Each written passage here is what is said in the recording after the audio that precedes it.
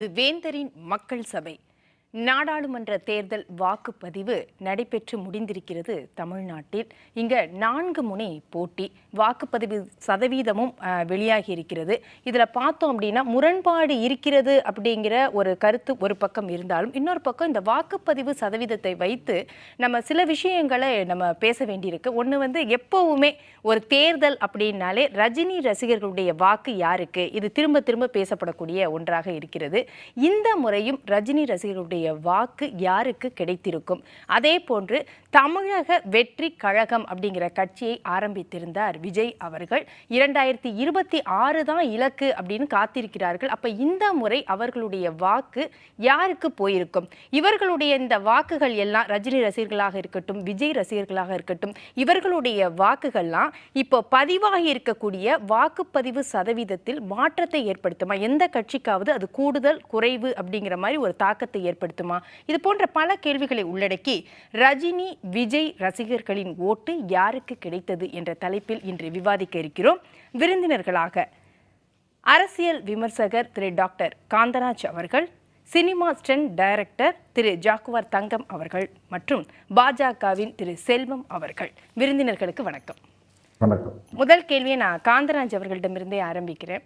ரஜினி ரசிகர்களுடைய வாக்கு யாருக்கு? நீங்கள் ஒரு தப்பான ஆளை கூப்பிட்டீங்க. நான் சினிமா பார்க்கறதோட சரி, அதில் வர்ற நடிகர்களை பற்றியோ நடிகைகளை பற்றியோ எனக்கு எந்த அக்கறையும் கிடையாது. படம் நல்லா இருந்தால் பார்ப்பேன், அவ்வளோதான். இந்த ரசிப்புத்தன்மை, கொடி பிடிச்சிக்கிட்டு போகிறது, மொதல் ஷோ போகிறது, இந்த மாதிரி வேலையெல்லாம் எனக்கு கிடையாது. ரஜினியை நான் நடிகராக தான் பார்த்தேன். இந்த கேள்விக்கு எனக்கு என்ன பதில் எப்படி சொல்கிறதுன்னு தெரியல. ரஜினி ஒரு காலத்தில் அரசியலுக்கு வருவார், கட்சியை ஆரம்பிப்பார், அதனால் தமிழ்நாட்டுடைய அரசியலே மாறிடுங்கிற அளவுக்கு நீங்கள் ஊடகங்கள்லாம் ஒரு தூக்கி விட்டீங்க. அவர் ஒரு ஆமாம், உங்களால் தூக்கி விடப்பட்டவர் தான். சரி, அவர் சினிமாவில் ஒரு பேசாமல் போயிட்டு தான் இருந்தார். விடுவோனான்னு சொல்லி நீங்கள்லாம் ஏற்றி அவர் சினிமாவில் பேசாம எங்க போனாரு? பேசி பேசிட்டு தானே இருந்தார் அரசியலை பத்தி. அவரு நீங்களே என்னென்னவோ பண்ணி பார்த்தீங்க, அவருக்கு புடியே கொடுக்கலையே. ஸ்டண்ட்டு தான் அடித்தார், சில டைலாக்ஸ் பேசினார். வந்தால் நான் லேட்டஸ்ட்டாக தான் வருவேன், லேட்டாக வந்தாலும் லேட்டஸ்ட்டாக வருவேன், எப்போ வருமோ அப்போ வருவேன் அப்படிங்கிற மாதிரி டைலாக்லாம் விட்டுக்கிட்டு இருந்தார். ஒழிய வரவே இல்லை. நடுமதியில் ஒரு சிச்சுவேஷனில் என்ன பண்ணார், அவர் வந்து அரசியலுக்கு வர்ற மாதிரி சொல்லி கட்சி அமைப்புகள்லாம் இது பண்ணார். உடம்பு கொரோனா வந்தது, படுத்தார், நான் சாக்கிற மாதிரி ஆகிட்டேன்னு சொன்னார். போனார். அதுக்கப்புறம் அரசியலே இல்லை. அவர் வந்து அரசியல் பேசுகிறது ஒரு தடவை பேசினார். ஒரு குண்டு வெடிப்பு ஒன்று நடந்தபோது, கோயம்புத்தூர் குண்டு வெடிப்பு நடந்தபோது, இது வந்து அதிமுக ஆதரவாக போயிடக்கூடாது, மக்கள் ஜாக்கிரதையாக இருக்கணும்னு சொன்னார். அந்த சமயத்தில் அதிமுக தான் வெற்றி அடைஞ்சது. அவருடைய இது குரல் வந்து பெருசாக எடுபடல. ஆனால் 1996 நமக்கு திமுக இந்த பக்கம் வந்து மூப்பனார் அவர்களுடைய தமிழ் மாநில காங்கிரஸ் அப்போ ஒரு வார்த்தை சொன்னார் இல்லையா, அதிமுகவுக்கு ஓட்டு போட்டீங்கன்னா ஆண்டவனால கூட காப்பாற்ற முடியும். அதுல வந்து திமுக வெற்றி பெற்று அப்படி சொல்லிட்டீங்க. அதுக்கப்புறம் வந்து அதுக்கப்புறம் தான் இந்த இதை மாற்றினார், ஒன்றும் ஆகலை. அதுக்கப்புறம் என்ன சொன்னார், நான் ஜெயலலிதாவுக்கு தான் ஓட்டு போட்டேன்னாரு. அவருடைய நிலைப்பாடுகள் மாறிக்கிட்டே இருக்குது. அவர் எந்த கட்சியில் இருக்கார், எங்கே இருக்க போகிறாரு, எப்படி போவார், யாருக்குமே தெரியல. கடைசியில் இன்றைக்கி வந்து அரசியலுக்கே வராமல் இன்றைக்கி இந்த தேர்தல் சமயத்தில் ஒரு குரலே கொடுக்கல. அதுக்கு அடுத்தாப்படி இன்றைக்கி ரஜினியினுடைய சார் சினிமாவை சேர்ந்தவர் தான் இருக்கிறாரு. ஓப்பனாகவே சொல்கிறேன், அவருடைய படங்கள்லாம் முடிஞ்சு போச்சு. அவருடைய கடைசியாக வந்த பெருசாக ஓடின படம் என்ன ஓடிச்சு? படையப்பாவுக்கு பிறகு அவருடைய படங்கள்லாம் வந்து சாதாரண படங்கள் தான். சூப்பர் ஸ்டாருங்கிற பழைய பெருங்காய டப்பாவாக தான் அவர் இருந்தார் ஒழிய அவர் விஷயம் ஜெயிலர் எல்லாம் வசூல்ல அள்ளி அள்ளி கொடுத்தாங்க. அப்புறம் என்ன ஆச்சு? வழக்கமாக ரஜினி படங்களுக்கு என்ன அவருக்கு சாருக்கே தெரியும். படம் போட்ட உடனே ஹாலிவுட் படங்களை மிஞ்சிய வசூல்னு போட்டுருவீங்க. ஒரு வாரம் கழிச்சு விநியோகஸ்தர் போர்க்கொடி ரஜினி வீட்டு முன்னாள் மறியல் நடந்ததா இல்லையா? படம் கொடுக்கணும்னு சொன்னாங்களா இல்லையா? அதுதான் நடந்துக்கிட்டு. படையப்பாவுக்கு பிறகு அவருக்கு எந்த படமும் கொள்கிற அளவில் ஓடலை. பேட்டை வந்தது, அண்ணாத்தை வந்தது, தர்பார் வந்தது, என்னென்னவோ படங்கள் வந்தது தெரிஞ்சுதா, போனது தெரிஞ்சுதா. இப்போ கடைசியாக லால் சலாம்னு ஒரு படம் வந்தது தெரிஞ்சுதா, போனது தெரிஞ்சுதா. லால் சலாம் வரைக்கும் கரெக்டாக சொல்றீங்க, அப்புறம் வந்தது தெரிஞ்சுதா, போனது தெரிஞ்சுதா. அவர் பாருங்க, அவ்வளோ சந்தோஷமா வச்சிருக்கிறார் பாருங்க. அது எப்படி தெரியும்னா, வார பத்திரிகைகள் எடுத்து பார்த்தா இப்படி ஒரு படம் வந்ததுங்கிறதே தெரியும். நான் பேப்பர் கூட படிக்க மாட்டேன். ரஜினி போட்டோ வந்தா தேடி பார்த்துருங்க. தேடி அது ஏமா பத்திரிகை பிரிக்கும் போது முன்னாடி இருந்தாக்கா பார்க்காம என்ன பண்ணுவீங்க? இதுக்கு தேடி பார்க்குறேன். உங்க ஆசையெல்லாம் சொல்றீங்க, தேடி பார்க்குறோம். அப்ப முன்னாடி இன்னமும் முன்னாடி புஸ்தகம் போட வந்து வேண்டிய அளவுக்கு ரஜினி இருக்கிறாருங்கறத மறக்க 25 முடியுமா? ரூபாய் போட்டு ஒரு புக்கை வாங்குறோம்மா, அதை வாங்கினாக்கா அது வந்து இப்போ எல்லா பக்கமும் படிச்சுக்கிட்டு தான் போவேன். படிச்சுக்கிட்டு போகும்போது இதுவும் வருது. இந்த இடத்துக்கு வரும்போது இதை நீங்கள் கண்டிப்பாக கேட்பீங்கிறதுக்காக படிச்சுக்கிட்டு இருந்தேன். உங்கள் ஆசையை நான் தீர்த்து வச்சுட்டேன். அப்படி தேடி பார்த்தீங்களா? ஆமாம்மா, தேடி இல்ல பார்த்தேன். சார், இப்ப உங்க இன்னமும் சந்தோஷத்தை ரஜினியை ஏன்னு பற்றிய கேட்பாங்க. பேச்சு வர்ற அளவுக்கு அவர் இருக்கிறார். அதாவது ஏன்னா நீங்கள் இதைத்தான் கேட்க போறீங்கன்னு எனக்கு தெரியும். உங்கள் டைட்டிலே நீங்கள் இன்னும் நீங்கள் எந்த காலத்தில் இருக்கிறீங்க? ரஜினியும் விஜய் ரசிகர்களும் தேர்தலையே மாற்றி விடுவார்களாங்கிற பழைய காலத்து விஷயத்தில் இருக்கிறீங்க. இன்னைக்கு சினிமா எங்கே இருக்குது?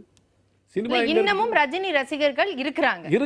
உயிரோடு இருக்காங்க. அவங்களுடைய மனநிலை உயிரோடு இருக்காங்க. ரஜினிக்கு வயசு 75 ஆச்சு, அவருடைய ரசிகர்களுக்கு 70 ஆச்சு. இன்னும் அவங்க என் கேஸ் எல்லாம் காலாவதி. ஆனா பாருங்க, யங்ஸ்டர்ஸ் கூட, குழந்தைகள் கூட இன்னமும் ரஜினி படங்களை விரும்பி பாக்குறாங்க அப்படின்னு இருக்கு. இப்ப அவங்களோட ஃபாலோவர்ஸ் இருந்துகிட்டு தானே சார் இருக்கிறாங்க. நீங்க மொத்தமா 70 வயசானவங்க தான் ரஜினி ரசிகர்கள், அதோட முடிஞ்சு போச்சு அவங்க கதை அப்படின்னு எடுத்துக்க முடியுமா? இப்ப அந்த ஒரு வயதானவர்கள் இருக்கிறாங்க அப்படின்னா அவங்களுடைய கேட்டகரி எப்படி இருக்கு? அவங்க எத்தனை பேர் இருக்கிறாங்க? எத்தனை பர்சன்டேஜ் இருக்கிறாங்க? ரஜினி ரசிகர்கள் எத்தனை பேர் இருக்காங்க? இவ்வளோ தீவிரமாக சொல்கிறீங்க, இவ்வளோ பேர் இருக்கிறாங்கன்னு ஆத்தட்டிக்காவும் அத்தாரிட்டேட்டிவாகவும் சொல்கிறீங்க. எவ்வளோ பேர் இருக்காங்க சொல்லுங்க. நம்பர் இல்லைன்னா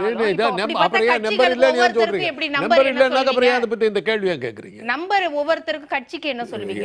என்ன அது மாதிரியே தான் ரசிகர்கள் இன்னமும் வரக்கூடிய விஷயங்களை வச்சு தான் ரசிகர்களை ஒரு சீசன்ல அவர் வந்து பீக்ல இருந்தாருமா, அவர் சொன்னதுதாங்கிற அளவுக்கு அவர் பெருசா வந்தார். அன்னைக்கு அவர் அரசியலுக்கு வந்திருக்கணும். ரஜினிக்கு சில பிரச்சனைகள் இருக்குது. அவருக்கு வந்து மண்ணின் மைந்தர் இல்லைங்கிற ஒரு பிரச்சனை இருந்துக்கிட்டே இருந்தது. அவருக்கு அந்த பிரச்சனையெல்லாம் இருந்ததுனால தான் அவரால் தைரியமாக வர முடியல. ரெண்டாவது, ரஜினி கஷ்டப்பட்டு வந்தவர். திடீர்னு வந்து உள்ள நுழைஞ்சு இன்னைக்கு காலையில் வந்தார், மறுநாள் ராத்திரி ஸ்டார் ஆகிட்டாருங்கிற மாதிரி இல்லை. அவர் படிப்படியாக வந்தார். தமிழ் படத்துக்கு வரும்போது அவர் கொஞ்சம் பெருசாக வந்தார். அதுக்கு முன்னாடி கன்னட படங்களில் சின்ன சின்ன ரோல்லாம் அவர் நடிச்சுக்கிட்டு வந்திருக்கார். நடிச்சுக்கிட்டு இருந்தவரை தமிழுக்கு கூட்டிகிட்டு வந்து பாலச்சந்தர். தமிழுக்கு வந்ததுக்கு பிறகு அவருக்கு வந்து அப்படியே படிப்படியாக வளர்ந்து மேலே வந்தார். உழைப்பின் மறுமை அவருக்கு தெரியும். அப்படி வந்த செல்வம் அவருக்கு தெரியும்.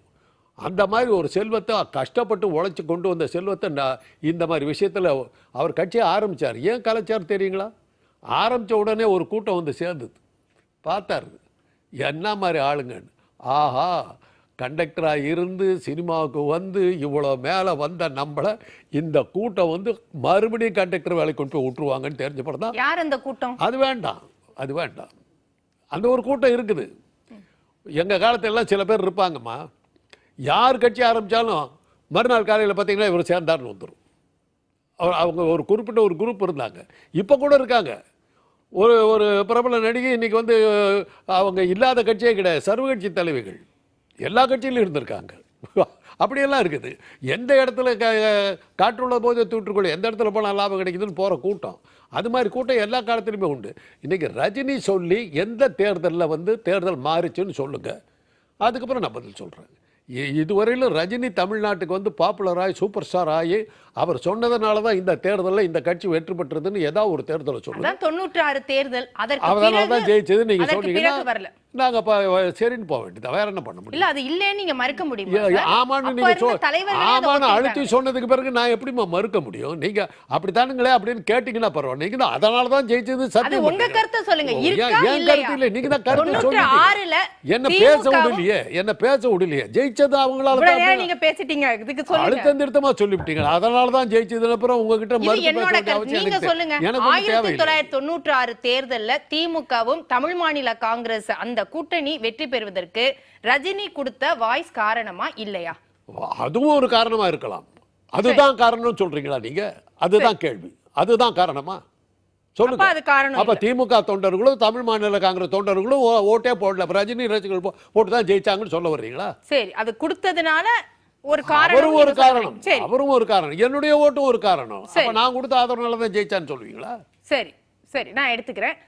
செல்வம் அவர்கள்ட்ட அப்ப ரஜினியுடைய வாய்ஸ் யாருக்கு அப்படிங்கிறது ஒவ்வொரு தரையும் எதிர்பார்க்கக்கூடிய ஒன்றாக தான் இருக்கு. இன்னைக்கு வரைக்கும் சூப்பர் ஸ்டார் யாரு அப்படின்னு ஒரு கேள்வி வருது, ஒரு சமூக வலைத்தளங்கள்ல மோதிக்கிறாங்க அப்படின்னா அந்த இடத்துல ரஜினி வர்சஸ் விஜய் அப்படிங்கிறது இன்னமும் இருந்துட்டு இருக்கு. ஸோ இதை எல்லாருமே திரும்ப திரும்ப 70 வயசுக்கு மேல இருந்தாலும் ரஜினி அவர்களுக்கான அந்த மாஸ் இருக்கு அப்படிங்கிறாங்க. ஆனா காந்தராஜ் அவர்கள் அது வேற, காலி பெருங்காய டப்பா அப்படிங்கிறத அவர் சொல்றாரு. இப்போ இந்த விஷயத்துல பாக்குறோம் அப்படின்னா ரஜினியுடைய அந்த வாய்ஸுக்கு வீரியம் இருந்துதா இல்லையா, அது எப்போ குறைய ஆரம்பிச்சது? நான் மரியாதைக்குரிய ஐயா காந்தராஜ் அவர்கள் திராவிட இயக்கத்துல அது ஐயா ராஜாராம் அவர்கள், மூத்த தலைவர் ராஜாராம் அவர்களுடைய சகோதரர். அதனால அவங்க திராவிட இயக்கத்துல ரொம்ப அனுபவம் பெற்றவங்க. அவங்க கருத்தை நான் மறுக்க வேண்டிய நிலையில இருக்கேன். ஏன்னு கேட்டீங்கன்னா 1967 மக்கள் திலகம் புரட்சி தலைவர் எம்ஜிஆர் அவர்கள் குண்டடிப்பட்டு அவர்கள் சிகிச்சையில, ஆஸ்பத்திரியில சிகிச்சையில இருந்தாங்க, மருத்துவமனையில. அப்ப அவர் குண்டடிப்பட்டு சிகிச்சையில் அவருக்கு கட்டு போட்டிருந்தாங்க கழுத்துல. அதை போட்டுதான் திமுக வெற்றி பெறுவதற்கு அது ஒரு காரணமா அமைஞ்சது. அது மறுக்க ஐயா காந்தராஜ் அவர்களுக்கு தெரியாத விஷயம் கிடையாது. 1967 பேரறிஞர் அண்ணா அவர்கள் வெற்றி பெறுவோம்ங்கிற நம்பிக்கை அண்ணாவுக்கு கிடையாது. ஏன்னு கேட்டீங்கன்னா அண்ணா அவர்கள் சட்டமன்றத்துக்கு போட்டியிடல, நாடாளுமன்றத்திற்கு, தென் சென்னை நாடாளுமன்ற தொகுதிக்கு தான் அண்ணா போட்டியிட்டாங்க. அது ஒரு செய்தி. ரெண்டாவது 1996 ஒரு நிமிஷம் செல்வம், இந்த இடத்துல அப்ப காந்தராஜ் அவர்களுடைய பாணியிலே நான் கேக்குறேன், எம்ஜிஆர் அவர்கள் அந்த குண்டடிப்பட்ட அந்த படத்தினாலதான் திமுக ஜெயிச்சுதா அல்லது அதுவும் ஒரு காரணமா? இதானே சார் உங்க மைண்ட் வாய்ஸை நான் கேட்ச் பண்ணிட்டேன். இல்ல, அது மிக முக்கியமான காரணம். இன்னும் சொல்ல போனீங்கன்னா எல்லாரும் தேர்தல் நிதி கொடுக்கும் போது மக்கள் திலகம் எம்ஜிஆர் அண்ணாட்ட தேர்தல் நிதி கொடுக்கும் போது அண்ணா சொன்னது என்ன, நீ தேர்தல் நிதி தர வேண்டாம், உன்னுடைய முகத்தை காண்பித்தால் 30,000 ஓட்டுகள் விழும்னு சொல்லி அண்ணா சொன்னது ஐயா காந்தராஜ் அவர்களுக்கு தெரியும். ஒரு சின்ன இடைமறிப்பு ஒண்ணு செய்யலாமா? 67 எம்ஜிஆர் குண்டடிப்பட்டதுனாலதான் வெற்றி பெற்றார். 71 எம்ஜிஆர் எங்க இருந்தார்? எலெக்ஷன் டைம்ல திமுகவில் இருந்தார். எங்க இருந்தார்? தேர்தல் முடிவுகள் வரும்போது அவர் எங்க இருந்தார்? இல்ல, எந்த ஊர்ல இருந்தார்? ஞாபகப்படுத்தி பாருங்க, எந்த ஊர்ல இருந்தார்? 71 அவரை காட்டி தான் ஜெயிச்சாங்களா? இல்லையா? 234 இடங்களில் 183 இடங்களில் திமுக வெற்றி பெற்றது. எம்ஜிஆர் வச்சா ஜெயிச்சாங்களா? தோத்து போடுவோம் பயந்துகிட்டு நேபாளுக்கு போயிட்டார்.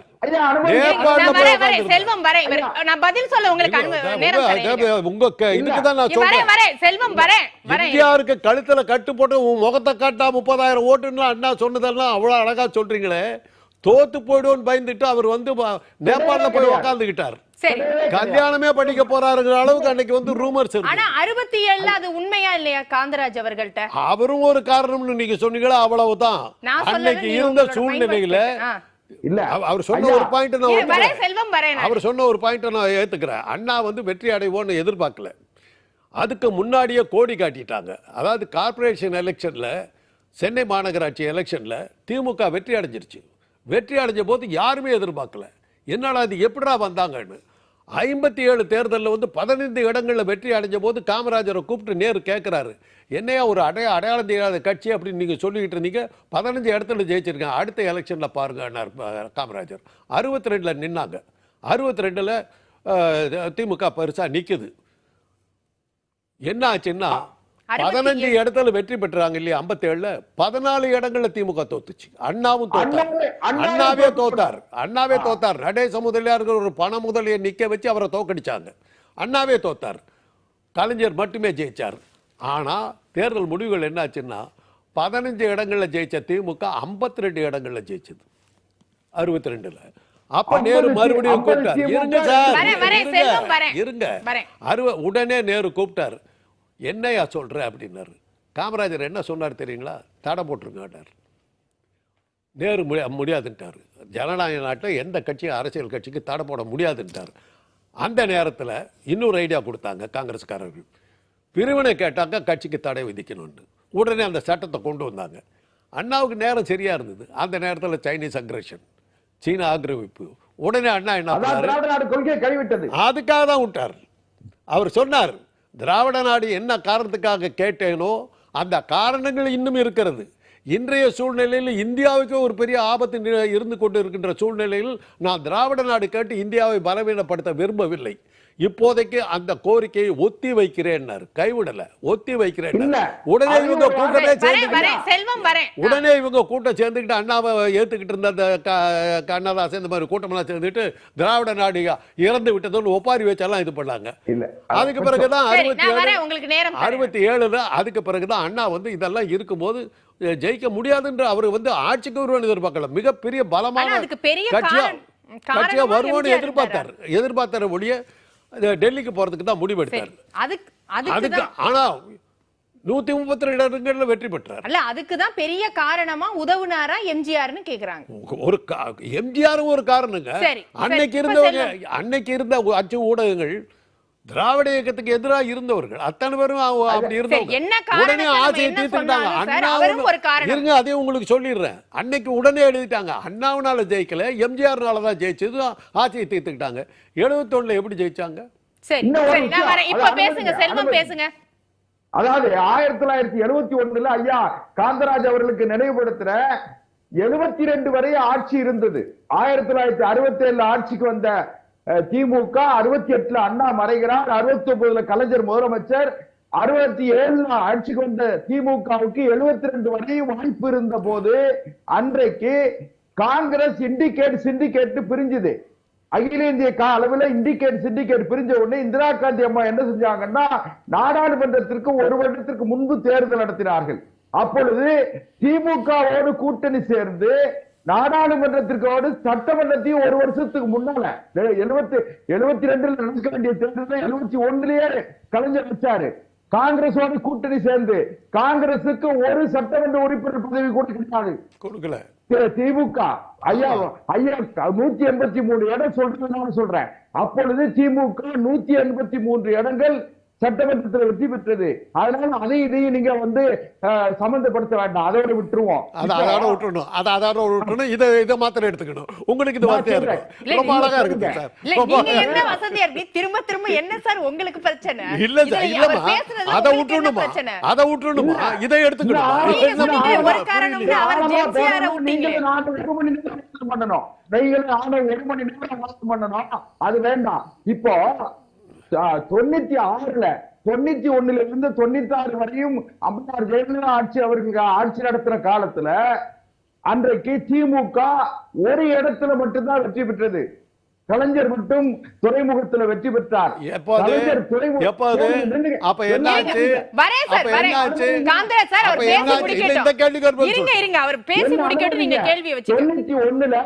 கலைஞர் மட்டும் துறைமுகத்துல கரையேறி வந்தால் அதுக்கு பிறகு ராஜினாமா பண்ணிட்டாரு.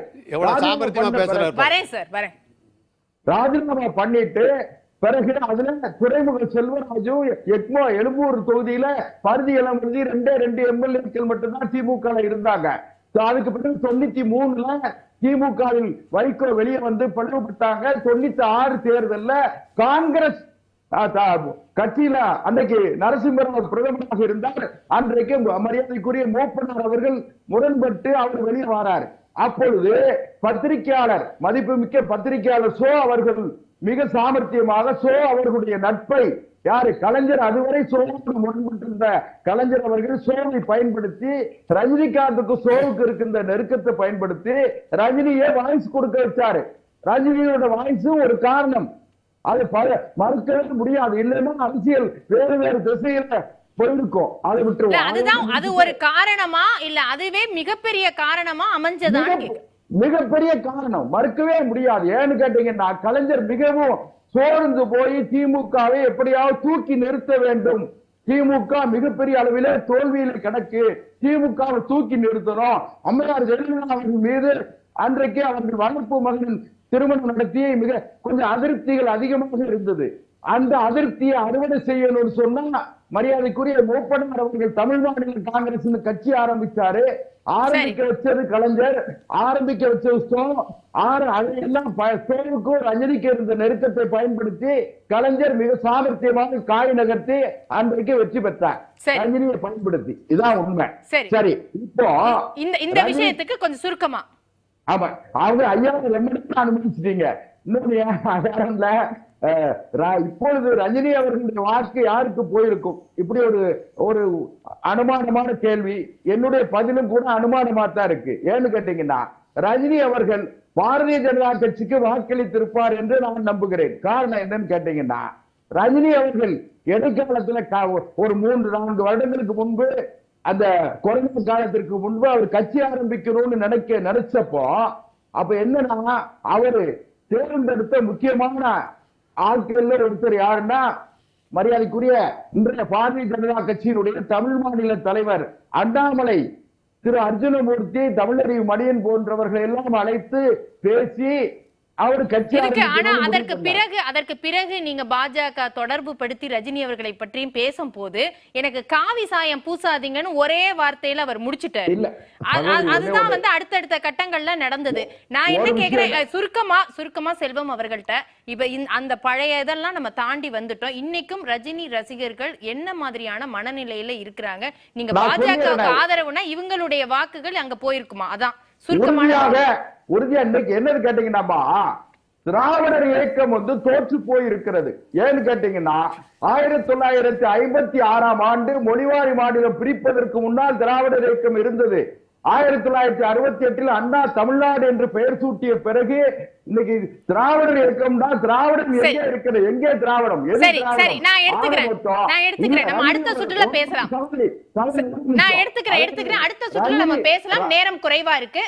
ஜாக்குவார் தங்கம் அவர்கள்ட்ட இப்ப இந்த அரசியல் இதெல்லாம் நம்ம பாக்குறோம். இதுல வந்து ரஜினி ரசிகர்கள் அப்படின்னு நம்ம எடுத்துக்கும் போது எப்படிப்பட்ட ஒரு வாக்குகள், அவர்களுடைய வாக்குகள் யாருக்கு? அவங்க வயதானவர்களாக இருந்தா கூட ரஜினியோட ஃபாலோவர்ஸ்னா அது தீவிரமா இருப்பாங்க, ரஜினியை வந்து பின்பற்றுறது எல்லா விஷயத்திலையும். அப்படி இருக்கும்போது இன்னைக்கு இருக்கக்கூடிய அரசியல் சூழ்நிலையில அவங்க யாரை தேர்ந்தெடுக்க வாய்ப்பு இருக்கு? வேந்தர் மக்கள் சபைக்கு ஒரு வணக்கத்தை சொல்லிக்கிறேன். ஐயா சொன்ன மாதிரி ஐயாவுக்கு சினிமா தெரியாது, அரசியல் தான் தெரியும். நாங்கள் எனக்கு அரசியல் தெரியாது, சினிமா தான் தெரியும். சூப்பர் ஸ்டார் ரஜினிகாந்த் இன்னைக்கு வரைக்கும் சூப்பர் ஸ்டார் தான். இன்னைக்கு வரைக்கும் 150 கோடி வாங்குற சூப்பர் ஸ்டார் தான். கடைசியாக வந்து ஜெயிலர் பெரிய ஹிட்டு தான். அதாவது ஐயா சொல்கிற மாதிரி வந்து அப்போ வந்து புரட்சித் தலைவர் எம்ஜிஆர் இருக்கும்போது ஒரு படமே வந்து ஒரு 20 தேட்டரு இல்லை 30 தேட்டர் தான் நடக்கும். இப்போ வந்து ஒரே டைமில் 500 தேட்டரு 1000 தேட்டர் போடுறதுனால அது ஒரு வாரம்னு போகுது. ஆனால் படம் வெற்றி தான் அவருக்கு. அரசியல் அவர் வந்து ஓட்டு யாருக்கு போடுவாங்க அப்படின்னு சொன்னாக்க, ஏற்கனவே அவர் வாய்ஸ் கொடுத்துருந்தாரு. அந்த பக்கம் அப்போ டிஎம்கே ஜெயிச்சது உண்மை தான். அதுக்கப்புறம் ஒரு வாய்ஸ் கொடுத்தாரு, ஜெயிக்காத உண்மை தான். ஆனால் அவர் அரசியலுக்கு வரும்போது அவருக்கு சில இடைஞ்சல்கள் இருந்துச்சு. இந்த அரசியலுக்கு வரலாமா வேண்டாமா அப்படின்னு பார்த்தாரு. ஏன் அதை நான் சொல்கிறேன்னா, நாங்கள்லாம் ரஜினி கூட ரொம்ப நெருங்கி பழகினால நான் சொல்கிறேன். ரொம்ப உண்மையாக இருக்கணும்னு நினைப்பார். ஐயா சொன்ன மாதிரி ஒரு கூட்டம் வந்து சேர்ந்துச்சுனால அந்த கூட்டம் அவர் பிடிக்காத போது நம்ம வந்து இதில் வந்து தேவையில்லாமல் நம்ம மக்களுக்கு நல்லது செய்ய முடியாதா அப்படிங்கிற ஒரு காலகட்டத்தில் அவருக்கும் உடம்பு வேற சரியில்லாமல் போச்சு. அதனால அது வேணான்னு விட்டுட்டாரு. ஆனால் அவர் வாய்ஸ் கொடுக்கல. இருந்தாலும் அவர் ஓட்டு வந்து முன்னாடி இருந்த காலம் வேற, இப்போ இருக்க காலம் வேற. இப்போ புரட்சி தலைவர் எம்ஜிஆர் வந்து கட்டு போட்டுட்டாரு, ஜெயிச்சாங்க அப்படிலாம் சொன்னாங்க. அவருக்கு வந்து பெரிய வாய்ஸ். ஏன்னா அவர் வந்து ஒரு வள்ளலாக இருந்தார். எல்லாருக்கும் அள்ளி கொடுப்பாரு, யாருனாலும் சரி கட்டி பிடிச்சிக்குவார். அவர் நீங்கள் யாராலும் தெரிஞ்சாலும் சரி தெரியலாலும் சரி தோள் மேலே கை போடுவார். புரட்சி தலைவர் எம்ஜிஆர் அவர்கள் நான் நேரில் இருந்திருக்கேன், அதனால் தெரியும். அப்போ ஊடகம் இந்த மாதிரி கிடையாது. இன்றைக்கி எல்லாரும் ஒரு டிவி வச்சுருக்காங்க, ஒரு செல்ஃபோன் இருந்தால் போதும் டிவி வச்சுருக்காங்க. அதனால் யாரை என்ன பற்றி சொல்லணுமோ, நல்லது சொன்னாலும் சரி கெடுதல்னாலும் சரி சொல்லிக்கிட்டே இருக்காங்க. அது மக்களுக்கு போய் மண்டையில் உறுத்திக்கிட்டே இருக்குது. இவங்க நல்லவங்களா கெட்டவங்களா சரியா, அது அவங்க பரவாயில்லையா இவங்க பரவாயில்லையான்னு ஒரு கன்ஃபியூஷன் இருக்காங்களே வழியே. ரஜினி சார் சொன்னால் ஓட்டு போட்டிருப்பாரான்னு கூட எனக்கு டவுட் தான். ஏன்னா அவர் சொன்னால் கூட அவங்களுக்கு சுயமாக யோசனை பண்ணுறாங்க. இப்போ நமக்கு இந்த இதில் படித்தோம், இது வந்து போடலாமா வேண்டாமா அப்படின்னு தான் சொல்கிறாங்க. இப்போ அதனால வந்து அவர் போட்டது சொல்லியிருக்க மாட்டாருங்கிறத விட சொன்னால் கூட போட்டிருப்பாங்களாங்கிறது தான் எனக்கு ஒரு டவுட்டு.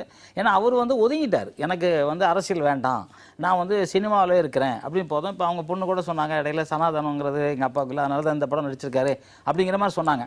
ஆனால் அவர் வந்து ஒரு பக்தர், ஒரு சித்தர். எனக்கு தெரிஞ்சு நான் இப்போ சமீபத்தில் போய் பார்க்கும்போது அவர் பேசும்போது அவர் ஒரு சித்தர் மாதிரி அந்த லெவலில் தான் இருக்கார். அதனால் அவர் வேலையை பார்த்துக்கிட்டு இருக்காரு, அவ்வளோதானே வழியா. யார் ஓட்டு போடணும், அவர் யாருக்கு ஓட்டு போட்டாருங்கிறத தெரியாது. அவர் அந்த தொகுதியில் யார் நல்லவங்க இருக்காங்களோ அவங்களுக்கு ஓட்டு போட்டிருப்பாங்க. இப்போ என்ன பொறுத்த வரைக்கும் தொகுதியில் யார் நல்லவங்க இருக்காங்க அப்படின்னு தான் நம்ம பார்ப்போம். நம்ம தொகுதி ஒவ்வொருத்தருக்கும் அதானே பார்ப்போம். இந்த டீச்சர் நல்ல டீச்சரா இல்லை வந்து அவர் நல்லவங்களா அதான் பார்ப்போம். அந்த மாதிரி பார்த்து தான் அந்த போட்டு மனநிலைக்கு வந்துட்டாங்க, மக்கள் வந்துட்டாங்க. மக்கள் அந்த மனநிலையில் தான் இருக்காங்க. அப்ப இன்னமும் ரஜினி ரசிகர்கள் அவரை பின்பற்றி சொல்லணும், அவரோட வாய்ஸை எதிர்பார்க்கணுங்கிற காலகட்டம் தாண்டி வந்துட்டோம் அப்படிங்கறத இல்ல எடுத்துக்கலாம். அவரே சொல்லிட்டார்ல, நான் அரசியலுக்கு வரமாட்டேன்னு சொல்லிட்டார்ல. அதனால அந்த அந்த அந்த அந்த அவர் கூட இருந்தவங்கலாம் அவரோட தீவிர ரசிகர்களா இருக்காங்க. ஆனா அரசியல்ல கிடையாது. சரி, நான் எடுத்துக்கிறேன் இந்த பார்வையை. ஒரு சிறிய இடைவேளைக்கு பிறகு வேந்தரின் மக்கள் சபை.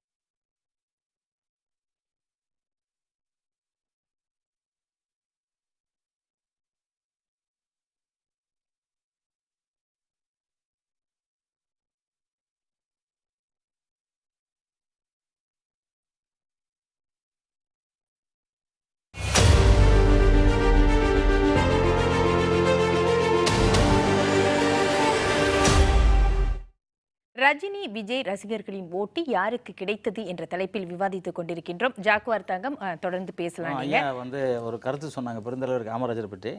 அவர் வந்து கட்சியை தடை பண்ணுங்க அப்படின்னு சொன்னதா சொன்னாங்க. அது வந்து பேப்பர்லாம் நியூஸாக வந்துச்சா இல்லை என்னன்னு எனக்கு தெரியல. ஐயா வந்துச்சா? அப்படி பேப்பர்ல வந்துச்சா? நேரு மறுத்தார். இல்லை அப்படி பேப்பர்ல வந்துச்சா? ஆமா, செய்தி பெரிய செய்தி, பெரிய செய்தி. அப்படியா? 3 தடவை போனார். ஓ, எனக்கு அவர் வந்து போனார். பிரதமராக இருக்கணுங்கிற தகுதி வரவங்க கூட நான் பிரதமராக இருக்க மாட்டேன்னு சொன்னவர் பெருந்தலைவர்.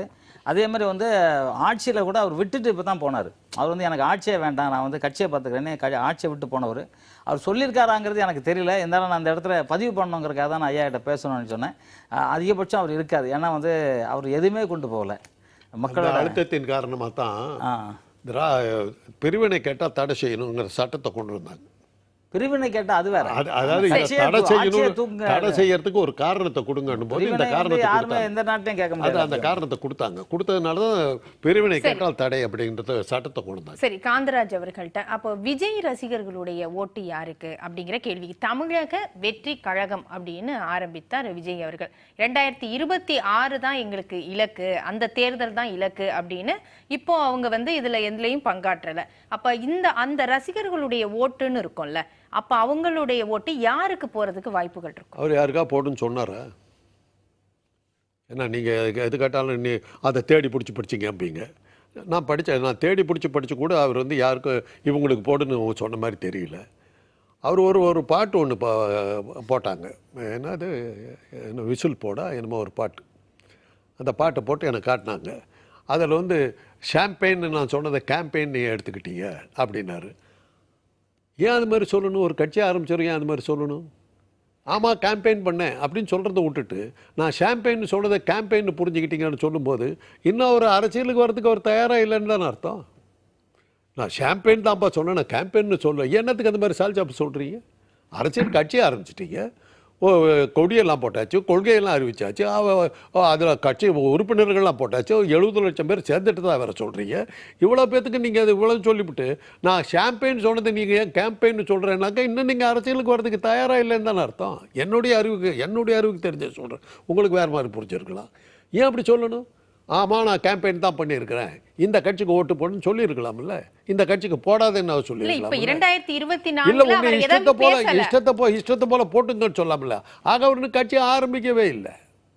ஒரு பேரெல்லாம் வச்சு ஒரு கம்பெனியெல்லாம் இது பண்ணி பூஜையெல்லாம் போட்டுட்டு விட்டுட்டாரு, அவ்வளோதான். இல்ல உங்கள் தொகுதியில யாரு நல்லவர்கள் யாருங்கிறத பார்த்து நீங்க ஓட்டு போடுங்க அப்படிங்கறத நான் கூட தான் சொல்றேன். இதை நான் கூட தான் சொல்றேன். என் வீட்டில் இருக்கவங்களும் நான் சொல்றேன். என் வீட்டில் இருக்கவங்களே இப்போ என் பேச்சை கேட்டாங்களா எனக்கு தெரியாது. இது வந்து ஒரு அரசியல் கட்சிக்கு அர்த்தமா? ஒரு அரசியல் தலைவராக வச்சுக்கிட்டு நீங்க பேசுறீங்க. ஒரு அரசியல் கட்சி தலைவராக இருக்கிறவர் சொல்ல வேணாமா? என்னுடைய கட்சி 70 லட்சம் பேர், ஒருத்தர் 2 பேர் 70 லட்சம் பேர். ஒரு தொகுதியினுடைய இதையை திருப்பக்கூடிய அளவுக்கு ஒரு சக்தி வாய்ந்த இயக்கமாக இருக்கிறதா அவங்க கிளைம் பண்ணுறாங்க. நீங்களாம் கூட ஓகே ஆமாம் 70 லட்சம் பேர் சேர்ந்து போயிட்டு தான் சொல்கிறீங்க. அந்த அளவுக்கு அவரை பற்றி சொல்கிறீங்க. அப்படிப்பட்ட ஒரு சக்தி வாய்ந்த ஒரு கட்சியை வச்சுக்கிட்டு இருக்கவர் என்னுடைய ரசிகர்கள்லாம் இவருக்கு போடுன்னு சொல்லியிருக்க வேண்டாமா? எங்கேயாவது சொன்னாங்களா? நான் பார்க்கல. ஒருவேளை உங்களுக்கு தெரிஞ்சுதான் சொல்லுங்க. அதுதான் 2026 யாருக்கு போட்டிருப்பாங்கன்னு நீங்க இந்த கேள்வி கேட்குறீங்க. இப்ப பேசும்போது அவர் ஆரம்பத்திலே சொல்லும் போது பெரியார், அம்பேத்கர் இவங்களுடைய புத்தகங்களை எல்லாம் படிங்க அப்படிங்கறத சொல்லியிருக்காரு. இப்ப நான் என்ன கேட்க வரேன்னா உங்ககிட்ட, இப்ப திராவிட சிந்தனையோட அவர் போற மாதிரி இருக்கா? அப்ப அந்த ரசிகர்களுடைய ஓட்டு அந்த திராவிட இயக்கங்களுக்கு விழுமா? இன்னொரு பக்கம் யாரு காசு கொடுக்கறவங்களுக்கு ஓட்டு போடாதீங்க அப்படிங்கறதையும் அவர் வந்து திரும்ப சொல்லி. போன தடவை அவர் வந்து அவருடைய சைக்கிளுக்கு கருப்பு சிவப்பு பெயிண்ட் அடிச்சுக்கிட்டு வந்தார் ஓட்டு போடுறதுக்கு. அது வந்து திராவிட இயக்கத்துக்கு திமுகவுக்கு ஆதரவு அந்த மாதிரி தான் அன்றைக்கி எல்லாரும், நீங்கள் எல்லாருமே அது மாதிரி தான் சொன்னீங்க. இந்த தடவை அவர் வந்து ஓட்டு போட்டதே எப்படி போட்டார் எப்போ போட்டார்னு தெரியல. ஒரு அடிதடிலாம் நடந்ததாக சொன்னாங்க. நான் அதை பார்க்கல, நான் கேள்விப்பட்டேன். அவர் போட்ட போது கொஞ்சம் இதெல்லாம் இருந்தது. அப்படி அது போட்டு போனாருனாங்க. அது மாத்திரம் தான் தெரியும். உடம்புல எல்லாம் பிளாஸ்டர்லாம் ஓட்டிக்கிட்டு இருந்தாரு இன்னைக்கு சொல்லிட்டு இருந்தாங்க. நான் வேற சேனலில் இது பண்ணுவேன் கேட்ட தகவல். உடனே இதை தேடி பிடிச்சா எப்படி கண்டுபிடிச்சிங்கன்னு கேட்காதீங்க. அதுக்காக இவ்வளோ விளக்கம் சொல்லிட்டு இருக்கிறேன். என் காதல் விழுந்துருச்சு. உடனே கேட்பீங்களே தேடி பிடிச்சி பிடிச்சிக்கல சார், அதுக்காக இதை சொன்னேன். அதனால வந்திருக்காரு, இது பண்ணார். குரல் கொடுத்த மாதிரி தெரியலையே. இந்த கட்சிக்கு போடுங்க அந்த கட்சிக்கு போடுங்க. ஆகவே பிரியப்பட்டவர்களே, உங்களுக்கு யார் நல்லவர் என்று தெரிகிறார்களோ, யார் உத்தமர்கள் என்று தெரிகிறார்களோ, யார் சத்தியசீலர்கள் என்று தெரிகிறார்களோ, யார் உங்களுக்கு நன்மை செய்வார் என்று தெரிகிறார், அவர்களுக்கே உங்கள் ஓட்டு சென்று அடைவதாக அப்படிங்கிற மாதிரி பைபிள் வாசகம் மாதிரி சொல்லிட்டு போயிட்டார். இதில் என்னமா இருக்குது? இதை கேட்டுக்கிட்டு அவங்க கட்சிக்காரர்கள் எல்லாருமே சரி நான் போட்டுக்கிறேன் விட்டுறியான்ட்டு போயிருப்பாங்க. அவ்வளோதான் இருக்குது. சரி, ஜாக்குவர் தங்கம் அவர்கள்ட்ட அப்போ இந்த அரசியல் ரீதியா நம்ம பார்க்கும்போது ஒரு கட்சியை ஆரம்பிச்சிருக்கிறாரு. இந்த முறையே அவர் களம் காணல அப்படிங்கிற விமர்சனமும் இருந்தது. 2024 தேர்தலையே அவர் வரல அப்படின்னு. இப்ப காந்தராஜ் அவர்கள் சொல்ற மாதிரி எந்த வாய்ஸும் அவர் கொடுக்கல, ஒரு அமைதியாகத்தான் இருக்காரு. ஏன்னா 2026 சட்டப்பேரவை தேர்தலில் தான் நம்ம களம் காணணும், அதை நோக்கி தான் நம்ம செல்லணும் அப்படின்னு. அப்ப இந்த இடைப்பட்ட காலம்னு இருக்குல்ல, கட்சி ஆரம்பிச்சிருக்கிறாரு, தேர்தல் வந்திருக்கு. அப்போ இவருடைய ரசிகர்களுடைய வாக்குகள் அப்படிங்கிறது யாருக்கு போகும்? அவருடைய சிந்தனை முதவே சொல்லிட்டாரு அவரு. பெரியார படிங்க, அம்பேத்கரை படிங்க, அதே மாதிரி ஓட்டுக்கு பணம் கொடுக்கறவங்களுக்கு போடாதீங்க அப்படிங்கறதையும் சொல்லியிருக்கிறாரு. ரொம்ப முக்கியமா காமராஜர் சொல்றாரு, அதை விட்டுருக்கீங்க. காமராஜர் ரொம்ப முக்கியம். ஆமா ஆமா, ஏன்னா முக்கியமானது. கண்டிப்பா அதெல்லாம் படிங்க அப்படின்னு அவர் சொல்லியிருக்கிறாரு. அப்படி இருக்கும் போது இந்த அது ஒரு வார்த்தை சொன்னீங்கன்னா நல்லா. புக் எழுதல அவரு. இல்ல, பெரியாரை படிங்க, பெரியாரை படியுங்கள், அம்பேத்கரை படியுங்கள், காமராஜரை படியுங்கள். காமராஜர் புக் எழுதுனாரு. வாழ்க்கையை படிக்கிறது, காமராஜருடைய வாழ்க்கையே பெரிய புத்தகம், அதை மறக்க முடியுமா? எழுதியிருக்காங்க, அதை யாரும் மறக்க முடியாது. சொல்லுங்க சார். இப்ப அந்த மாதிரி அவர் பேசிட்டு இருக்கும் போது இந்த வாக்குகள் ரசிகர்களுடைய மனநிலை எப்படி இருக்கும்?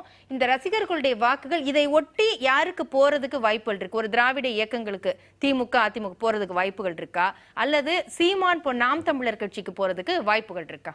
இல்லை, நான் ரஜினி சாருக்கு சொன்ன மாதிரி தான், இவரும் எதுவுமே வாய்ஸ் கொடுக்கல, யாருக்கு போடுங்கன்னு சொல்லல. அவரோட லட்சியம் 2026 தான் எலெக்ஷன், வேற எதுவுமே இல்லை. அதனால உள்ள கட்சியை சேர்க்கறது, பலப்படுத்துறது, அவங்களோட அந்த வேலையை தான் நல்லா பண்ணிட்டு இருக்காங்களே வழியா, மற்றபடி இன்னொரு கட்சிக்கு ஓட்டு போடுங்கன்னு அவங்க சொல்ல மாட்டாங்க. ஏன்னா சொன்னாங்கன்னா நாளைக்கு அதே கட்சியை எதிர்த்து நிற்கிற சூழ்நிலை வரும்போது அவங்க சொல்லுவாங்க, எனக்கு தான் போட சொன்னார், இப்போ அவர் ஆட்சிக்கு வந்திருக்காரு, ஆட்சிக்கு வரக்கு ட்ரை பண்ணுறாருங்கிற மாதிரி சொல்லுவாங்க. அதனால் அவர் யாருக்கும் சொல்லியிருக்க மாட்டார், சொல்ல இல்லை, அதுதான் உண்மையான விஷயம், சொல்லலை, யாருக்கும் அவர் சொல்லலை. எனக்கு தெரிஞ்ச அவர் 2026 தான் குறிக்கோள். அவர் ஓப்பனா யாருக்கு போடுங்கன்னு சொல்லலைனாலும் ரசிகர்கள் எந்த சித்தாந்தத்தை பின்பற்றி போட இது ஒரு அனுமானமான ஒரு கேள்வியாக இருந்தாலும் யாரெல்லாம் தொல்லை கொடுத்தாங்களோ அவங்களுக்கு போட மாட்டாங்க. தெரியும் அவங்களுக்கு, யார் யார் தொல்லை கொடுத்தாங்களோ அவங்களுக்கு போட மாட்டாங்க. எனக்கும் தெரியும், உங்களுக்கும் தெரியும், அதுதான் உண்மை. ஏன்னா ரஜினி சாருக்கு நிறைய தொல்லை கொடுத்தவங்க தான் அவர் உள்ள இறங்கினார்லாம், இறங்கியே இருக்க மாட்டார். விஜய் சார் அந்த மாதிரி தான் பிரச்சனை, அவருக்கும் சில பிரச்சனைகள் அவருக்கு அவங்க ரசிகர்கள் பார்ப்பாங்க, நமக்கு இவர் தானே தொல்லை கொடுத்தாரு, அப்போ அவருக்கு போடாதம்பாங்க. அதுதான் உண்மையான விஷயம். அது இல்லாமல் இன்றைக்கி எல்லாமே கையில் வச்சுருக்காங்க, எல்லாம் உலகம் ஃபுல்லாக கையில் இருக்குது. யாருக்கு போடணும் அவங்க ஒருவேளை அவங்களுக்குள்ள அவங்களோட அசிஸ்டன்ட் யாருன்னா சொல்லிக்கலாம், மெசேஜ் போட்டுக்கலாம், நீங்கள் இந்த கட்சிக்கு போடுங்க, அந்த கட்சிக்கு போடுங்கன்னு சொல்லலாம். இப்போ பார்த்தா தெரிஞ்சு போடும். ஏன்னா இப்போ என்ன தான் இருந்தாலும் விஜய் சார் சொன்னால் கூட இன்றைக்கி திமுக ஒரு பெரிய ஆலமரமாக இருக்குது, அதிமுக ஒரு ஆலமரமாக இருக்குது. ஏன்னா இவங்க பக்கம் ஒரு பெரிய கூட்டணி இருக்குது, அவங்க பக்கம் ஒரு கூட்டணி இருக்குது.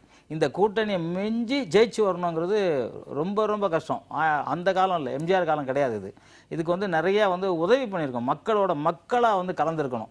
அவங்களுக்கு இப்போ கேப்டன் விஜயகாந்த் இன்றைக்கி எதிர்கட்சி தலைவர் விட்டா ஆட்சியை பிடிச்சிருப்பாருங்கிறதுக்கு காரணம்னா, நான் 1977 கேப்டன் கூட இருக்கேன். அவர் எல்லாருக்குமே அள்ளி கொடுப்பார். அதாவது ஏதோ ஒரு கஷ்டம்னா உடனே ஒரு 25 லட்ச ரூபா கொடு அப்படிம்பாரு, எந்த கஷ்டம்னாலும் பண்ணுவார். அதனால் மக்களுக்கு அவரை பிடிச்சிச்சு. மக்களுக்கு சேவை பண்ண வரவங்க முதல்ல இருந்தே சேவை பண்ணிக்கிட்டே தான் இருக்கணும். இப்போ காசு சம்பாதிச்சு பேங்க்கில் போடுறதோ இல்லை சொத்து வாங்கி குமிக்கிறதுலையோ அதில் எந்த விதமான லாபமும் கிடையாது. நம்ம மக்களுக்கு ஏதாவது செஞ்சுக்கிட்டே இருந்தால் தான் அந்த மக்கள் மனசில் பட்டுக்கிட்டே இருக்கும், ஓ நமக்கு நல்லது செய்கிறாரு, நல்லது செய்வாங்கன்னு. அது எல்லாரும் யாராக இருந்தாலும் சரி, நான் என்னோட ஒட்டுமொத்தமாக நான் சொல்லிக்கிட்டே இருக்கிறது எப்போமா, அதான் மக்களுக்கு செஞ்சால் தான் யாருமே ஜெயிக்க முடியும், இல்லைன்னா யாரும் ஜெயிக்கலாம் முடியாது. சரி, செல்வம் அவர்கள்ட்ட அப்போ பணம் கொடுக்குறாங்க ஓட்டுக்கு அப்படின்னா அவங்களுக்கு வாக்களிக்காதீங்க அப்படிங்கிற வார்த்தையை சொல்லியிருந்தார். அப்போ இந்த முறை யாருக்கு அவருடைய வாக்குகள் போறதுக்கு வாய்ப்புகள் இருக்கு?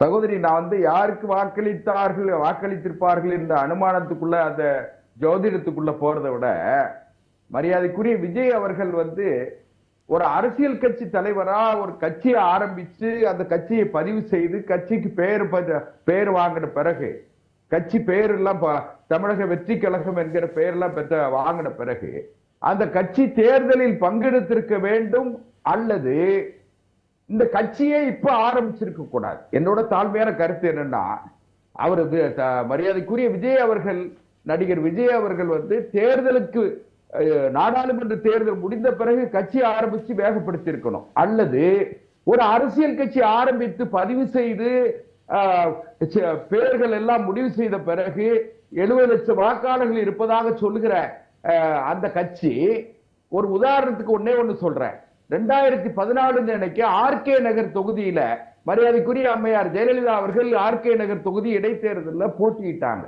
அவங்களுக்கு அந்த வழக்குல இருந்து சுப்ரீம் கோர்ட்ல அந்த சென்டென்ஸ் சஸ்பெண்ட் பண்ண பிறகு அவங்க வந்து இடைத்தேர்தலில் போட்டியிட்டாங்க. போட்டியிடும் போது என்னன்னு கேட்டா திமுக அந்த தேர்தலை புறக்கணித்தது, காங்கிரஸ் அந்த தேர்தலை புறக்கணித்தது. இந்திய கம்யூனிஸ்ட் கட்சியினுடைய மரியாதைக்குரிய மகேந்திரன் மட்டும்தான் போட்டியிட்டார். மற்ற எல்லா கட்சிகளுமே தேர்தலை புறக்கணித்தார்கள். ஆனால் அன்னைக்கு மரியாதைக்குரிய அம்மையார் ஜெயலலிதா அவர்கள் பதிவான வாக்குகளில் 89% வாக்குகள் வாங்கினாங்க. அது எதுக்காக சொல்றேன்னு கேட்டீங்கன்னா, அப்ப 89% வாக்குகள்ல திமுக வாக்குகளும் இருக்கிறது, காங்கிரஸ் வாக்குகளும் இருக்கிறது.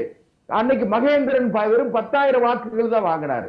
அது எதுக்காக சொல்றேன்னு கேட்டீங்கன்னா, ஒரு அரசியல் கட்சி தேர்தலில் பங்கெடுக்காமல் ஜனநாயக கடமை ஜனநாயகத்தை அந்த பொறுப்பில் இருந்து விலகி நிற்பது என்பது திரு விஜய் அவர்களை எதிர்காலத்தில் அவர் நான் அப்படி வருவேன் இப்படி வருவேன் என்றெல்லாம் அவர் நினைப்பதை அல்லது அவர் வெளிப்படுத்துகிற அந்த உணர்வுகளுக்கு சரியா இருக்கு எனக்கு தோணல. ஒண்ணு. அது போக திரு விஜய் அவர்கள் எந்த கருத்தை சொல்லல, யாரு அவர் ரசிகர்கள் யாருக்கு ஓட்டு போட்டாங்க அதெல்லாம் கூட நான் வந்து அந்த ஆர்வலர்களுக்கு ஜோசியங்களுக்குள்ள போக விரும்பல. அதே நேரத்துல அது ஜோசியம் அப்படிங்கறத தாண்டி நான் எந்த பாயிண்ட முன்வைக்கிறேன் அப்படின்னு சொன்னா, இப்ப வாக்குப்பதிவு சதவீதம் அப்படின்னு பார்க்கும்போது அது வந்து கூட குறைச்ச இருக்குது. இப்ப இந்த கட்டத்துல இப்ப முதல் முறை வாக்காளர்களா இருப்பாங்க, அந்த மாதிரி வாக்காளர்களுடைய ஓட்டு இப்ப அவங்க விஜயோட ஃபாலோவர்ஸா இருக்கிறாங்க அப்படின்னா இந்த முறை அது யாருக்கு போகும்? அப்ப யாருடைய வாக்கு சதவீதத்தை அதை பாதிக்கிறது கூட வாய்ப்புகள் இருக்கா? சகோதரி, என்னோட கருத்து இன்றைக்கு திமுக அண்ணா திமுக இரண்டு கட்சிகளை மீதும் மக்களுக்கு மிகப்பெரிய அளவிலே ஒரு இரண்டு கட்சிகளையும் தவிர்த்து வேறு ஒரு மாற்று இயக்கம் வராதா, மாற்று இயக்கம் வர வேண்டும் வராதா என்ற ஏக்கமும் வர வேண்டும் என்ற விருப்பமும் ஜனநாயகத்தினுடைய காவல் தெய்வங்களான வாக்காளர் பெருமக்கள்கிட்ட அது இருக்கு, அந்த எண்ணம் இருக்கு. அப்போ திமுக அண்ணா திமுக வேண்டாம்னு நினைக்கிறவங்க இப்ப வேற வழி இல்ல. ஒரு இளைஞர், படித்த இளைஞர், அதாவது நீங்க அரசியல் கட்சி ஜனாதானம் பேசி பிரயோஜனம் இல்ல. ஏன்னு கேட்டா எல்லாரும் கோயிலுக்கு போறாங்க, எல்லாரும் வீட்லயும் மசூதிக்கு போறாங்க, எல்லாரும் தேவாலயங்களுக்கு போறாங்க. அது இப்போ தமிழ்நாட்டுல வந்து மதம் ஒரு பிரச்சனை இல்லை, ஜாதி ஒரு பிரச்சனை இல்லை, மொழி ஒரு பிரச்சனை இல்லை. காரணம் என்னன்னு கேட்டா 1967 இருந்து இன்றைக்கு வரை திராவிட இயக்கங்கள் ஆட்சியில இருக்கு. ஆனால் எங்கே திராவிடம், எது திராவிடம் கேட்டா சொல்றதுக்கு அவங்களுக்கு பதில் இல்லை. அதனால நிச்சயமாக நான் சொல்கிறேன், இளைய தலைவர்களின் நம்பிக்கையை பெற்றிருக்கிற பாரதிய ஜனதா கட்சிக்கு வாக்களித்திருப்பார்கள். திரு விஜயை பின்பற்றக்கூடிய இளைஞர்களும் திரு ரஜினி அவர்களை பின்பற்றக்கூடிய இளைஞர்களும் பாரதிய ஜனதா கட்சிக்குத்தான் வாக்களித்திருப்பார்கள். அதுதான் எந்த அடிப்படையில திராவிடத்துக்கு மாற்றா இத பார்க்கணுமா? இங்க நாம் தமிழர் கட்சி வேற இருக்கு இல்லையா, திராவிடத்தை எதிர்த்து இருக்கிறாங்கல்ல, அதை எப்படி பாரதிய ஜனதா கட்சிக்கு மட்டும் சொல்றீங்க? இல்ல, நான் என்ன சொல்றேன்னு கேட்டீங்கன்னா, நாம் தமிழர் கட்சிக்கும் போயிருக்க வாய்ப்பு இருக்கு, நான் மறுக்கல. நான் வந்து குதர்க்கவாதம் பேசி என்னுடைய வாதத்திற்கு நான் வந்து வலிமை குறைக்க விரும்பல. அதே நேரத்துல நாம் தமிழர் கட்சிக்கும் குறிப்பிட்ட சதவீதம் போயிருக்க கூடும், நான் மறுக்கல. இதே நேரத்துலமா ஒரு முக்கியமான செய்தியை சொல்றதுக்கு நீங்க அனுமதிக்கணும். நேரம் குறைவா இருக்கு. அதான் தேர்தல் ஆணையம் இருக்கு பாருங்க. தேர்தல் ஆணையம் பொறுப்பேற்க வேண்டிய தேர்தல் ஆணையத்தினுடைய குளறுபடிகள் நேற்றைக்கு சாயங்காலம் பார்த்தீங்கன்னு சொன்னா, தேர்தல் ஆணையம் சொன்னது 72% தமிழ்நாட்டில் வாக்குப்பதிவு நடந்திருக்குன்னு சொன்னாங்க. இன்னைக்கு சொல்றது என்னன்னு கேட்டீங்கன்னா 69% வாக்குப்பதிவு நடந்திருக்குன்னு சொல்றாங்க. சில தொகுதிகள்ல குறிப்பா தூத்துக்குடி எடுத்துக்கிட்டீங்கன்னா, நேற்றைக்கு தேர்தல் ஆணையர், தமிழ்நாட்டினுடைய தேர்தல் ஆணையர் சத்யபிரதா சாகு அவர்கள் வந்து நேற்றைக்கு தூத்துக்குடி தொகுதியில 70.93% வாக்குப்பதிவு நடந்ததுன்னு சொன்னாங்க. ஆனா இன்னைக்கு அதிகாரப்பூர்வமா இன்னைக்கு அறிவிக்கப்பட்டிருப்பது 59.96, 59.96% வாக்குப்பதிவு நடந்திருக்குன்னு சொல்றாங்க. ஆக தேர்தல் ஆணையம் மிகப்பெரிய அளவில் அது பொறுப்பேற்க தவறு நடந்திருக்குன்னு கூட நான் சொல்லல. தேர்தல் ஆணையம் மிகப்பெரிய குளறுபடிகளை செய்திருக்கிறது. அதுக்கு தேர்தல் ஆணையம் பொறுப்பேற்கணும். சரி, நான் இதை எடுத்துக்கிறேன். நிறைவு கருத்தாவே நான் எடுத்துக்கிறேன். நிறைவு கருத்தாக காந்தராஜ் அவர்கள்ட்ட விஜயனுடைய வாக்குகள் எங்க போயிருக்குங்கிறது தானே இதை நம்ம அது சுற்று முடிச்சுட்டோம். இந்த குளறுபடிகள் இருக்கு இல்லையா, குளறுபடிகள் வந்து தேர்தல் ஆணையம் செய்யுங்கிறது எதிர்பார்த்து தானே. நான் ஏற்கனவே உங்களுக்கு சொல்லியிருக்கேன், தேர்தல் ஆணையம் நேர்மையாக நடந்தாலொழி இந்த தேர்தலில் எந்த மரியாதையும் இல்லை. மற்ற தேர்தலுக்கு இந்த தேர்தலுக்கு உள்ள ஒரு வித்தியாசம் என்னன்னா, நீதிபதிகள் மேலும் அமலாக்கத்துறை மேலும் போதைப்பொருள் தடுப்பு துறையின் மேலும் தேர்தல் ஆணையத்தின் மேலும் மக்கள் அவநம்பிக்கையோடு இருக்கிற சூழ்நிலையில் நடக்கிற ஒரு தேர்தல். அதனால தான் மற்ற தேர்தல்களை போல இதில் கருத்து கணிப்புகள் எதுவுமே நம்ம எடுத்துக்க முடியல. தேர்தல் ஆணையமும் வாக்கு எந்திரமும் யாருக்கு முடிவு எடுக்குதோ அவங்க தான் ஜெயிப்பாங்க. இதுல எந்த கருத்துக்களுக்கும் எடுத்துக்க முடியாது. உறுதியாக இருக்கும், அது மேல நம்பிக்கை வைப்போம். நிறைவு கருத்தாக ஜாக் வார்த்தங்கம் உடனே அதை மறுத்து நிறைவு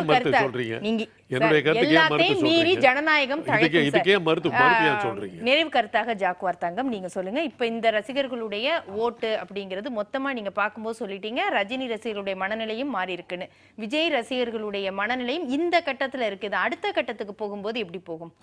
நிச்சயமா விஜய்க்கு வந்து ஒரு பெரிய ரசிகர் கூட்டம் இருக்கு. இப்போ 70 லட்சம் பேர் இப்போ உடனே சேர்ந்திருக்காங்க. நான் பார்க்குற சின்ன சின்ன பசங்கள்லாம் கூட அதில் கட்சியில் சேர்ந்துக்கிட்டு இருக்காங்க. அவங்க இப்போ தான் இன்னும் வேலைக்கு கூட போகல, அவங்களாம் நிறையா பேர் சேர்ந்துக்கிட்டு இருக்காங்க. ஏன்னா அவருக்கு ஒரு மாசு இருக்குது, அதை மறுக்கவே முடியாது. ஆனால் அதுக்காக இன்னும் நிறையா ஒர்க் பண்ணணும். இதுக்கு வந்து ஒரு முதலமைச்சருங்கிற ரேஞ்சுக்கு வரணும்னா பெரும்பாடுபடணும். சும்மா சாதாரண கொண்டு போய் கொடுத்துட மாட்டாங்க. அந்த ஒரு தண்ணியே வாங்க முடியாது கர்நாடகாவில் வந்து. நம்ம ஒரு ஆட்சி பிடிக்கணும் அவ்வளோ ஈஸிலாம் இல்லை, அதுக்கு நிறையா வேலை செய்யணும். அவர் எனக்கு ரொம்ப வேண்டியவர். எனக்கு இவ்வளோ பையன்லேருந்து எனக்கு தெரியும். அவர் கடின உழைப்பாளி, ரொம்ப நல்ல மனிதர். ஆனால் அவருக்கு வந்து உழைக்கணும், இன்னும் வந்து உழைக்கணுங்கிறது இந்த நம்ம சேனல் மூலமாக அவர் பார்த்துக்கிட்டு இருந்தாருன்னா அவருக்கு சொல்கிறதா தான். நான் அவர் நேரில் பார்க்கும்போது நான் தான் சொன்னேன், உழைக்கணும்னு தான் சொன்னேன். அதை விட மேலே எல்லாருக்கிட்டையும் அன்பாக இருக்கணும். அது மெயின் விஷயம். ஏன்னா புரட்சித் தலைவர் எம்ஜிஆர் அதை பண்ணார். அவர் எல்லா கஷ்டமாக இருக்கும் உள்ள, ஆனால் வெளியே வரும்போது சிரிச்சிட்டு மட்டும் தான் வருவார். அவர் எதையுமே பார்க்க நேற்று அவர் இப்போ விஜய் சார் ஓட்டு போட வந்தப்போ அவர் நிமிர்ந்து கூட யாரையும் பார்க்கல. அது நிறைய பேர் குறை சொல்கிறாங்க, ஏன் அவர் நிமிர்ந்து பார்க்கல, பார்த்து ஒரு கை காமிச்சிருக்கலாம் அப்படின்னு சொல்கிறாங்க. ஸோ அந்த மாதிரி எல்லா விஷயத்துலையும் அவர் பண்ணார்னா அவருக்கு ரசிகர்கள் நிறையா இருக்காங்க அப்படின்னு என்னோட கருத்து. சரி, இது நிறைவு கருத்தாக நான் எடுத்துக்கிறேன். விருந்தினர்களுக்கு நன்றி. நிகழ்ச்சி நிறைவு செய்யக்கூடிய கட்டத்திற்கு வந்துவிட்டோம். பொறுத்திருந்து பார்க்கலாம். ஜூன் 4ஆம் தேதி யார் யாருக்கு ஓட்டு போட்டா, என்ன வாக்குப்பதிவு சதவீதம் யார் யாருக்கு என்பதெல்லாம் தெரிந்துவிடும். நன்றி, வணக்கம்.